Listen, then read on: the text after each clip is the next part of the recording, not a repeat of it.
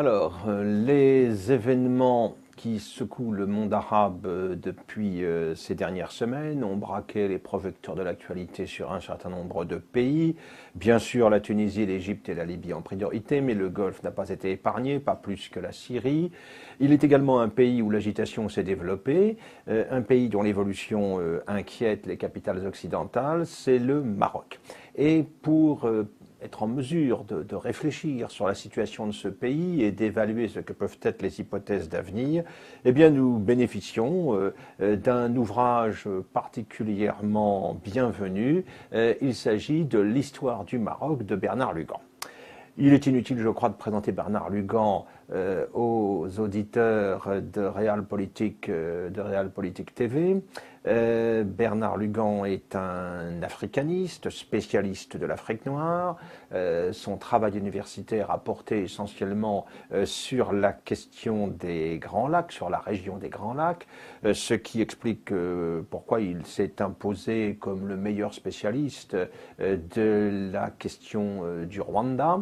Même si, bien sûr, la pensée unique et correcte à la fois tient à le maintenir à l'isolement dans ce domaine, mais les véritables décideurs, diplomates ou militaires qui ont à intervenir sur ces dossiers, ne manquent jamais de faire appel à lui. Il a également travaillé sur l'Afrique du Sud, avec une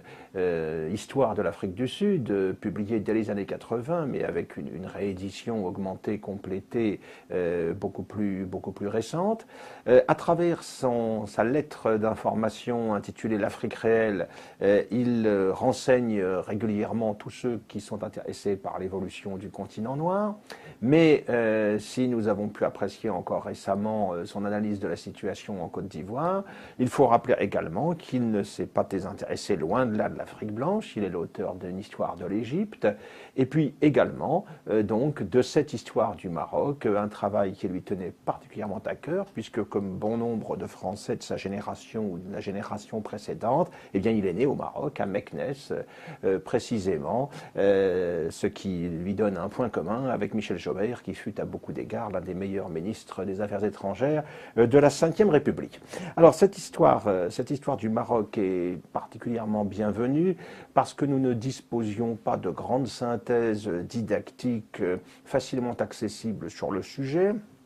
Il y a maintenant plusieurs dizaines d'années, nous avions la grande histoire de l'Afrique du Nord de Charles-André Julien, mais qui péchait par une érudition pas toujours bien maîtrisée. Sinon, il fallait remonter encore beaucoup plus loin en amont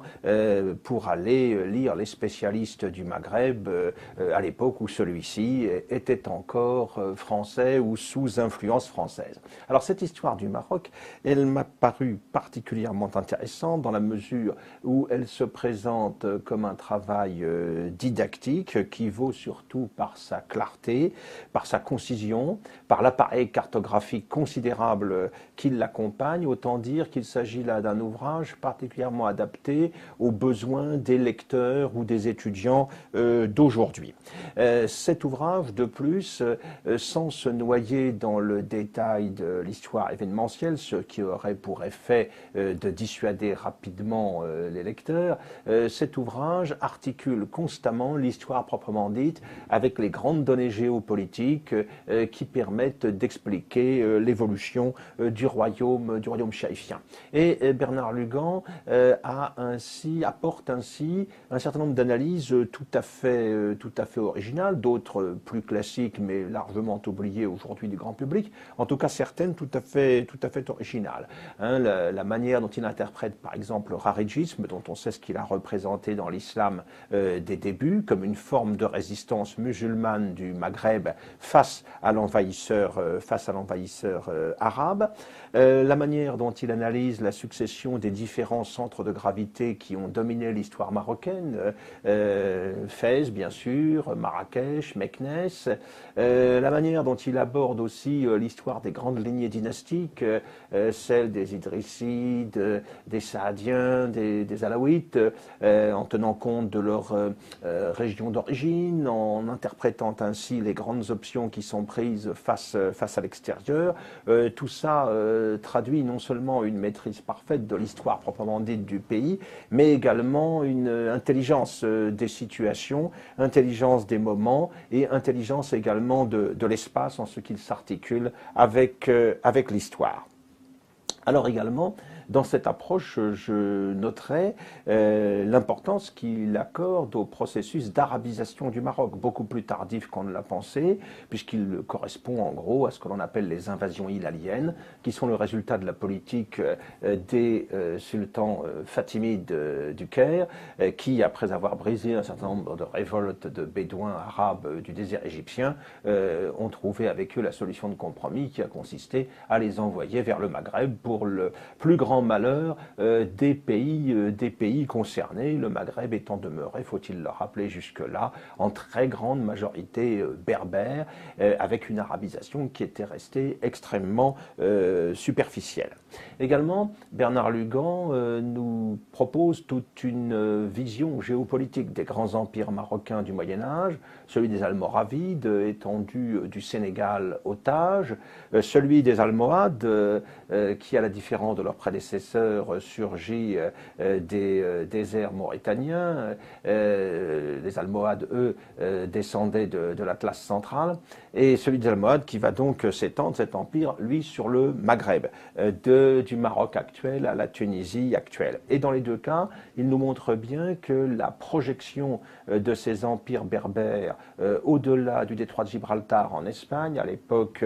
où s'intensifient les combats de la reconquête ibérique, ne pourra pas durer très longtemps. Il s'agit de séquences d'un gros demi-siècle à peu près dans chaque cas, entre la fin du XIe siècle et le début du XIIIe,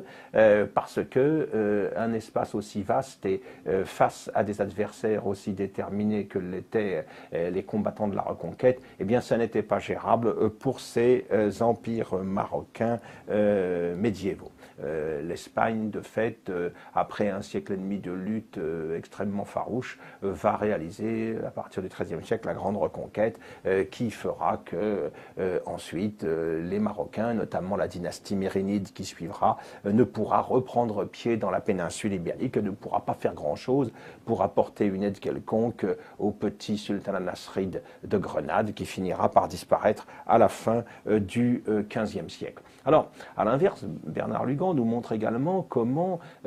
après la reconstitution d'un État mérinide beaucoup plus centré sur le Maroc, la dynastie ouattacide, puis surtout la dynastie saadienne, ouvre des perspectives nouvelles, notamment dans le cas des Saadiens, qui vont être les garants, en quelque sorte, de l'indépendance du Maroc, en faisant face d'une part aux Portugais qui multiplient les points d'appui, les présidios sur les côtes de l'Atlantique, et en faisant face d'autre part à la menace ottomane, puisque l'influence du sultan de Constantinople, du calife ottoman désormais, s'étend, on le sait, jusqu'à Alger, mais le Maroc, durant cette période, sera la seule région du Maghreb qui ne tombera pas sous l'influence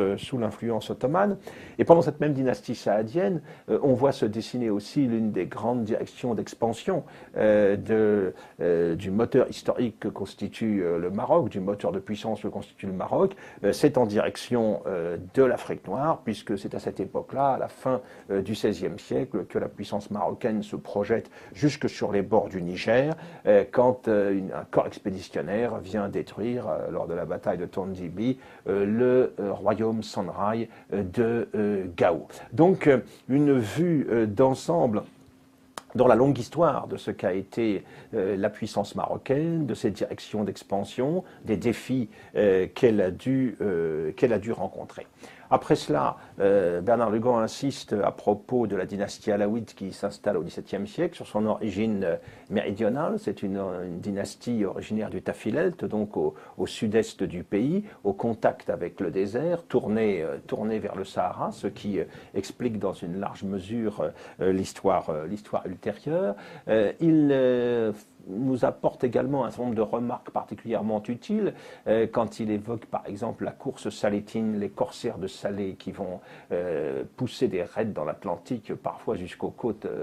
d'Irlande. Eh bien, il nous rappelle que ces corsaires de Salé, ce sont des morisques d'Extrémadour, pour beaucoup d'entre eux, expulsés au début du XVIIe siècle par les rois d'Espagne. On pourrait additionner un certain nombre d'analyses de ce type. L'ouvrage apparaît ainsi extrêmement riche. Il nous rappelle aussi quelques données fondamentales, bien connues de l'histoire marocaine, l'opposition entre le bled Esmarzen, qui est sous le contrôle du sultan, et le bled des Esquiba, qui correspond aux zones de montagne traditionnellement dissidentes et rebelles, que seul le protectorat français a permis de mettre au pas. Je n'insiste pas sur les analyses de Bernard Lugan à propos du Maroc du début du XXe siècle, confronté aux ambitions impérialistes des puissances européennes. Charles-André Julien, avant lui d'ailleurs, dans un ouvrage « Maroc face aux impérialismes », dont l'auteur reprend le titre d'ailleurs pour l'un de ses chapitres, de manière tout à fait opportune, avait parfaitement expliqué comment les choses s'étaient passées et comment la France en 1912 avait pu imposer son protectorat après avoir réussi à dissuader à coups de crise diplomatique et à coups d'échanges divers avec l'Angleterre, l'Italie notamment, l'Allemagne aussi, avait pu imposer donc son autorité sur le royaume chaïfien. Bernard Lugan accorde ensuite une place considérable à un personnage qu'il aime beaucoup et qui constitue un petit peu pour lui un modèle en matière de colonisation, si l'on peut retenir ce terme. C'est bien sûr le maréchal Lyautey, qui va mettre en œuvre au Maroc, à travers la politique du protectorat, une politique respectant les traditions locales, une politique aux antipodes du projet finalement assez utopique qui était celui de l'assimilation pure et simple que l'on a tenté sans succès de mettre en œuvre en Algérie. Alors, Bernard Lugan ensuite, bien sûr, se penche de manière approfondie sur les chemins qui mènent à l'indépendance à l'époque du sultan Mohamed V, évoque également une période qu'il a bien connue, qui est celle du règne du roi Hassan II, avec un régime certes très autoritaire, mais qui a été en mesure de garantir les transitions nécessaires pour faire accéder le Maroc dans de nombreux domaines à la modernité. Et puis, il présente, à l'issue de son ouvrage, un bilan en insistant sur les atouts dont dispose ce pays, mais aussi en pointant quelles sont les faiblesses structurelles qui peuvent l'affecter. Et il met en particulier en lumière la question démographique. Certes, le taux de fécondité a baissé de manière spectaculaire, puisqu'il était encore de 7 enfants par femme en 1960. Il n'est plus que de 2 aujourd'hui, alors qu'il était encore de 4 dans les années 90. Donc une progression tout à fait significative et encourageante pour l'équilibre général du pays. Mais il n'empêche que le Maroc a 60% de sa population en dessous de 20 ans, que ce pays qui comptait 11 millions d'habitants en 1960 en compte 32 aujourd'hui, et que l'on calcule qu'il en aura 45 en 2060. Voilà une inconnue particulièrement redoutable. Et au moment où le pays apparaît secoué, affecté par la crise que l'on sait, par les tensions qui se manifestent dans la rue, même si elles sont beaucoup moins